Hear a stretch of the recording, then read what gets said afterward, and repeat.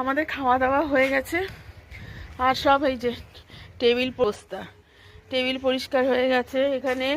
আর এই যে এইখানটা বাসন টাসন ধোয়া হয়ে গেছে, বাসন নিয়ে রেখেও এসছে আমার বর। খাওয়া দাওয়া কমপ্লিট। এখন কিছুক্ষণ ছাদে থাকবো, তারপরে নিচে যাব। কে তুই বলে লেবু খাবি? হ্যাঁ,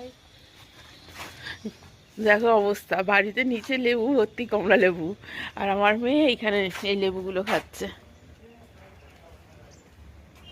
কি বেশ বড় হয়েছে বল লেবুটা? হ্যাঁ, এটা বেশ বড়।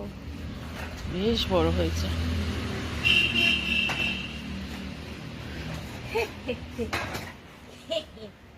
দেখি, দেখা দেখা দেখা, ওই যে না, আসেনি। মনে হচ্ছে বড় লেবু, বাবা।